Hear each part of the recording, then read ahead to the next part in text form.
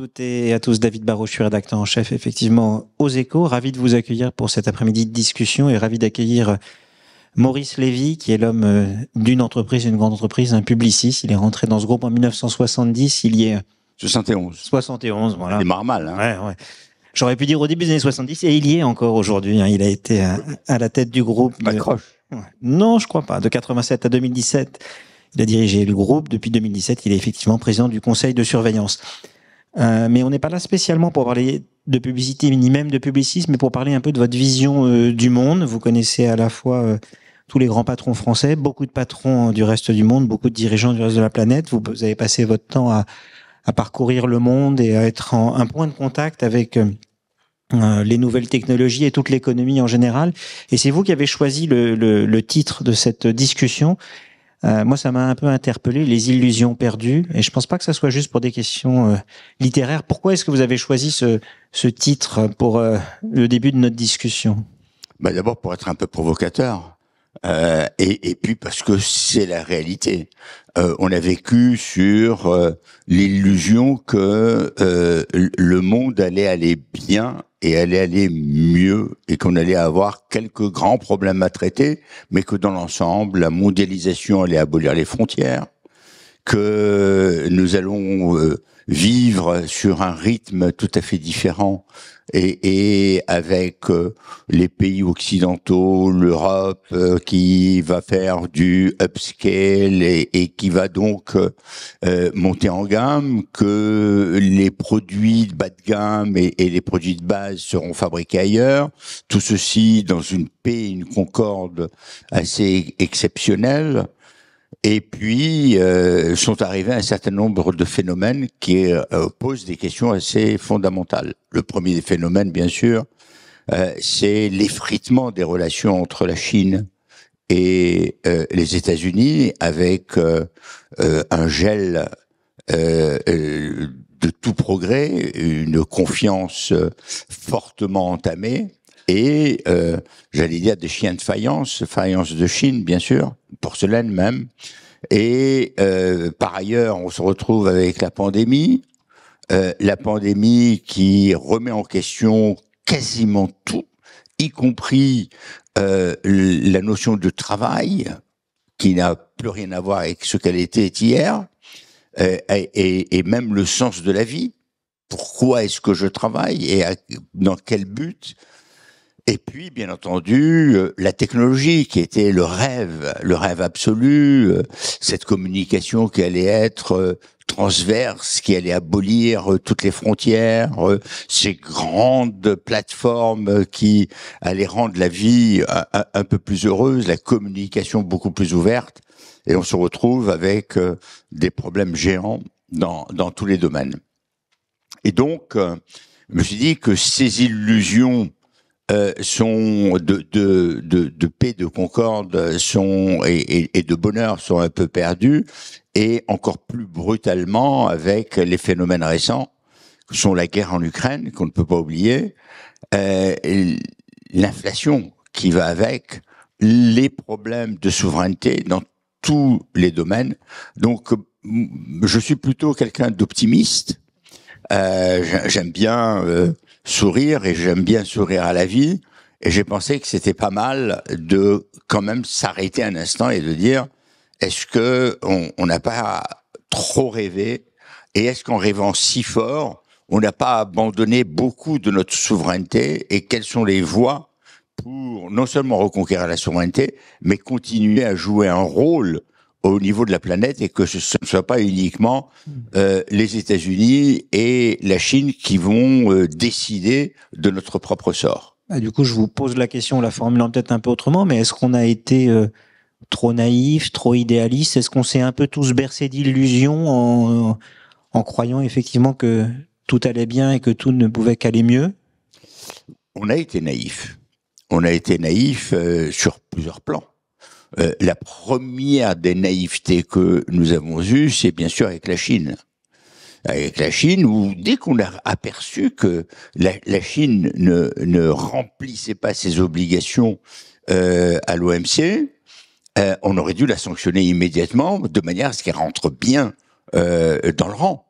Et on a assisté à quoi? Au pillage de la propriété industrielle, au pillage des marques et à un dumping d'État qui a provoqué des effondrements d'une partie des économies mondiales et occidentales. Et donc, de ce fait, oui, on a été naïf. Là, on n'a pas été seulement un peu angélique, on a vraiment été naïf. On a été naïf parce qu'on a perdu la souveraineté industrielle. C'est quand même assez dramatique de voir ce qui s'est passé. On peut prendre quelques exemples, mais que ce soit le problème des masques, on est plus foutu d'avoir des masques à domicile. Le problème des ventilateurs, c'est incroyable. On ne savait plus les faire. On ne savait plus les fabriquer. Il a fallu remettre un certain nombre d'entreprises qui ont fait un travail formidable. Mais ça a été aussi les produits de chimie de base. Donc, on a été naïf là-dessus. On a été naïf, et là, c'est les Américains qui l'ont été, avec la Russie. Je veux dire, quand Obama, bien qu'il ait dit, il y a une ligne rouge, elle est là dans le sable et il ne faut pas la franchir, et que la Syrie l'a franchie avec le soutien des Russes, il n'a pas été jusqu'au bout de ce qu'il aurait dû faire, c'est-à-dire les frappes chirurgicales qui auraient pu dire « il faut que tu t'arrêtes ». Et comme on l'a pas arrêté, non seulement il s'est étendu, mais en plus il a pris de l'assurance au point de faire ce qui était assez improbable. Moi, j'étais persuadé, je faisais partie des gens un peu naïfs, j'étais absolument sûr que c'était une espèce de chantage, de négociation, et qu'en réalité, il n'envahirait pas l'Ukraine. J'étais prêt dans les dîners en ville, dans les discussions. Vous n'étiez pas tout seul, hein, rassurez-vous. Oui, mais ça me rassure pas. Ça nous semblait tellement peu pragmatique, on se disait qu'il le ferait pas. Ouais. Oui, mais ça me rassure pas sur l'état de mon raisonnement, je veux dire, et de mon jugement psychologique. Je me suis trompé, mais complètement. C'est vrai que j'étais pas seul, et qu'on était nombreux à s'être trompés. Mais on se retrouve avec la guerre à notre porte. Et on se retrouve avec la guerre à notre porte, avec quelque chose d'assez magnifique, c'est une Europe unie. Je veux dire que l'Europe s'est trouvée unie à deux moments, si j'ose dire. Le premier, c'est sur le prêt, si on peut l'appeler comme ça, qui a été accordé au niveau de l'Europe à un certain nombre de pays pour couvrir les effets de la pandémie. Et puis le deuxième, c'est sur les sanctions à l'égard de la Russie. Mais il y a aussi les déceptions que l'on a sur la technologie. Je veux dire, on attendait de la technologie qu'elle résolve pas mal de problèmes et qu'elle soit plutôt enthousiasmante, et elle l'a été. Et elle l'est encore. Je veux dire qu'il y a énormément de choses très positives, mais il y a quand même eu des dérives qui font que on se retrouve avec des situations un peu déprimantes. Les dérives sur les réseaux sociaux, ce qui est en train de se passer en ce moment avec des points d'interrogation sur Twitter, le fait que elles ont acquis une telle position que les États ne sont pas en mesure de les faire entrer dans le rang. Donc on a comme ça énormément d'espoir. Alors je sais que en termes de business, je dis toujours, et je disais à mes collaborateurs quand ils me présentaient leur budget, je disais strategy of hope is not working. Et c'est vrai que on avait beaucoup d'espoir, et je crois qu'on a eu tort d'avoir une stratégie d'espoir. Si on reprend certains des sujets, thèmes que vous avez évoqués, par exemple la Chine ou les nouvelles technologies, on a été naïf, mais aujourd'hui on a eu le wake-up call. Est-ce que du coup, vous pensez qu'on a les cartes en main pour rétablir des relations plus équilibrées avec ces superpuissances que sont à la fois la Chine et les GAFA? Est-ce que on peut rétablir la balance maintenant qu'on est prévenu et qu'on a compris qu'on avait commis des excès? Je parle pas là de la Russie, on reparlera peut-être après de la Russie, mais sur les GAFA, le rééquilibrage est très difficile. Le rééquilibrage est très difficile, c'est puissance telle qu'il est extrêmement difficile d'agir au niveau d'un pays, au niveau d'un continent, dans la mesure où elles pénètrent partout et qu'elles ont un pouvoir de pénétration tel que le combat est inégal. Donc on peut revenir de manière un peu plus précise là-dessus. Sur la Chine, le véritable problème, c'est celui de l'Europe. Et est-ce qu'on est capable d'avoir des stratégies industrielles à l'échelle de l'Europe? L'Europe a historiquement abandonné la dimension industrielle au profit de la dimension consommateur. Et donc tout était fait, et tout est fait encore aujourd'hui en Europe, à quelques exceptions près, sous la houlette d'ailleurs de Thierry Breton, et tout était fait au bénéfice du consommateur. Et s'il fallait détruire des entreprises, et on a vu des fusions qui ne sont pas faites parce que on pensait que le consommateur allait perdre, mais ça produisait des groupes trop puissants à l'échelle européenne, mais encore nains à l'échelle mondiale. Mais ça, l'Europe ne voulait pas en entendre parler. Et de ce fait, on a été incapable de constituer des puissances industrielles capables d'affronter la Chine et les États-Unis. Alors, en train d'y revenir, j'ai mentionné Thierry Breton, on y revient, et effectivement, il y a une dimension de politique industrielle qui est en train de naître. Mais si on veut véritablement traiter le problème de la souveraineté énergétique, de la souveraineté industrielle, de la souveraineté dans le domaine de la santé, et c'est quand même un peu fâcheux de voir que les vaccins, bon, il y a eu une participation du côté allemand, mais c'est essentiellement des laboratoires situés hors de l'Europe qui ont créé les premiers vaccins. Donc, si on veut recouvrer cette souveraineté, il faut impérativement que l'on accepte de céder de la souveraineté nationale au profit de la souveraineté européenne, et que l'on accepte d'avoir des politiques européennes, parce que nous sommes un énorme marché, nous avons une puissance économique considérable, mais nous fonctionnons de manière émiettée, et nous ne sommes pas considérés comme une puissance économique. Et c'est la fameuse phrase, et je ne veux pas revenir là-dessus. Numéro de téléphone? Oui, de Kissinger, quel est le numéro de téléphone de l'Europe?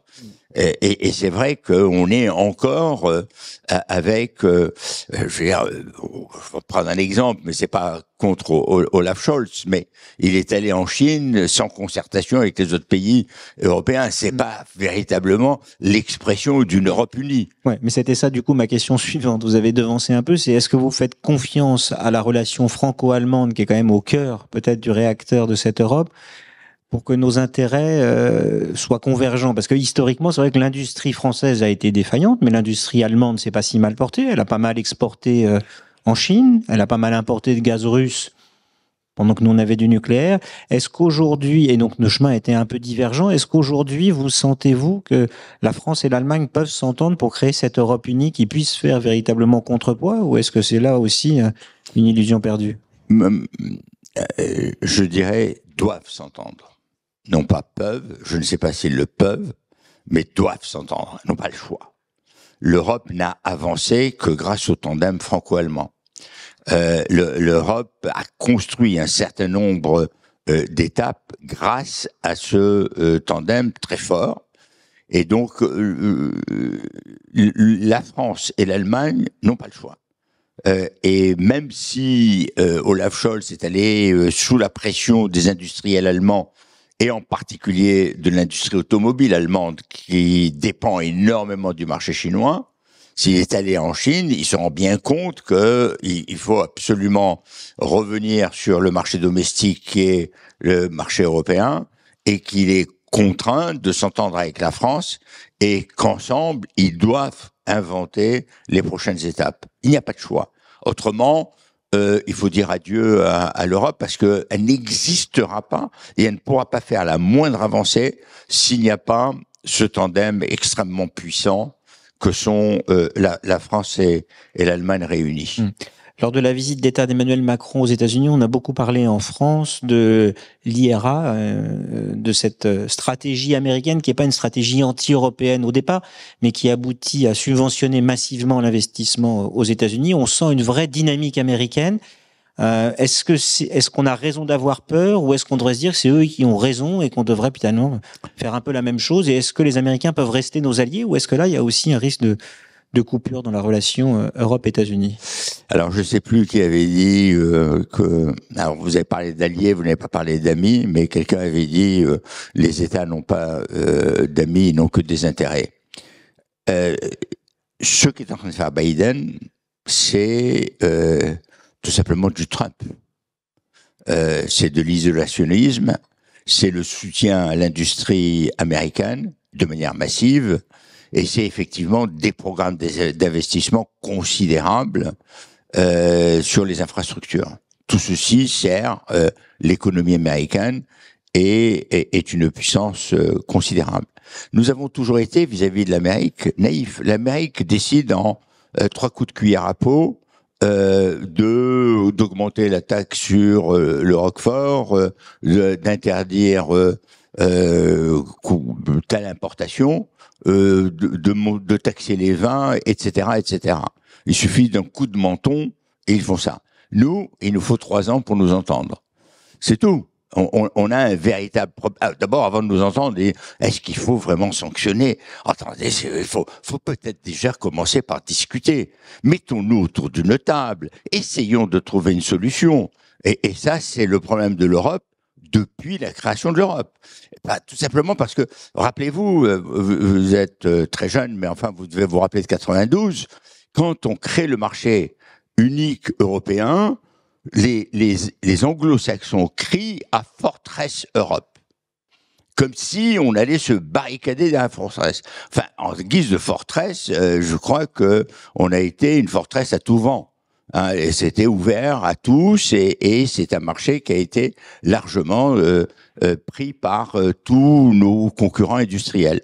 Non, ce que fait Biden est véritablement anti-compétitif. Et il devrait normalement avoir un signal très fort de sanctions du côté de l'Europe. Et il faudrait qu'on le fasse. Est-ce que vous vous classez quand même dans le camp des optimistes, ou est-ce que, après ce que vous avez décrit, vous vous dites, bon, j'ai été naïf et je suis obligé de basculer dans le camp des pessimistes? Alors ça, j'y arriverai pas.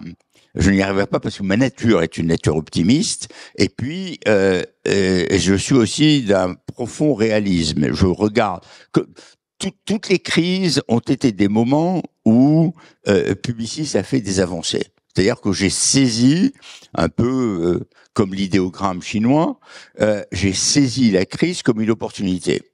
Et je pense que ce qui est en train de se passer, c'est un wake-up call.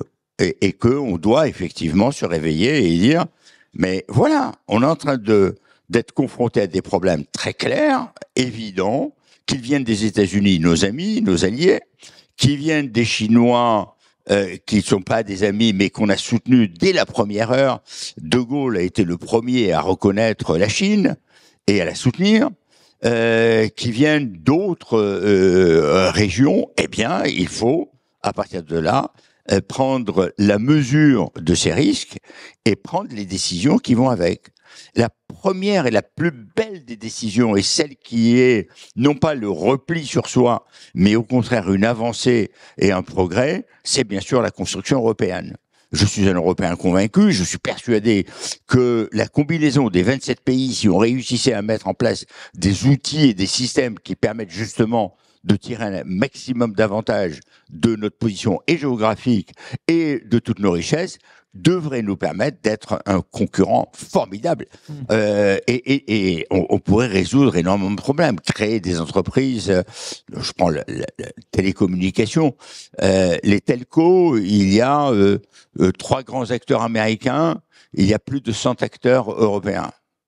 Comment voulez-vous que ces entreprises puissent entrer en concurrence et puissent investir de manière aussi massive que le font les entreprises américaines. Donc, on voit bien que dans cette construction, on peut prendre le spatial, on peut prendre la santé et la pharmacie, on peut prendre énormément de domaines. Il faut des champions de taille qui est la taille critique à l'échelle mondiale. Ouais. Mais il faut qu'on crée cela. Et dans la technologie, on a réussi. Alors, je vais faire une petite page de publicité pour Vivatech, d'autant plus que vous êtes associé. Ça me dit quelque chose. On a réussi à faire de l'Europe un phare sur les startups. Il faut qu'on aille beaucoup plus loin et que on devienne une terre promise pour les scale-up. Et moi, j'appelle de mes vœux un fonds européen où les Allemands et les Français joueraient un rôle très important et mettraient les premiers fonds pour qu'on crée un fonds de 15 à 20 milliards qui permettent justement de soutenir les très grandes entreprises, les très grandes startups européennes. Il nous reste un peu plus d'une minute. J'ai une question, on prendra peut-être 2 minutes de plus pour répondre, mais dans le monde que vous avez décrit quand même, est-ce que vous pensez qu'on en a fini avec une forme de mondialisation et qu'on va pas aller vers un monde avec plus de blocs, c'est-à-dire des États-Unis repliés sur eux-mêmes, une Asie sur elle-même et une Europe sur elle-même? Est-ce que c'est ça une voie de sortie raisonnable? On est contraint. C'est pas une voie de sortie raisonnable, c'est que la Chine étant la deuxième puissance économique mondiale, ayant maintenant des ambitions sur le plan de l'influence politique qui vont avec son rang, les États-Unis s'opposant à la Chine. Si on veut trouver notre place, il faut que l'Europe se constitue en un bloc autosuffisant sur le plan industriel, qu'elle recouvre sa souveraineté industrielle, sa souveraineté énergétique, d'où le rôle important que peut jouer le nucléaire, qui doit faire un retour en force, et bien entendu l'investissement vers l'innovation. L'investissement vers l'innovation est émietté. Et on dépense suffisamment d'argent, oui, 2 secondes. Oui, c'est rouge. Mais on pourrait, parce qu'on a les talents, il faut bien voir qu'en intelligence artificielle, dans les très grandes entreprises américaines, ce sont des Français. Beaucoup de Français y sont. Donc, on doit pouvoir tirer un avantage formidable de nos ressources, de nos talents et de nos investissements. Merci beaucoup, Maurice Lévy. Merci à vous, David. Et bon après-midi à vous tous. Merci. Merci.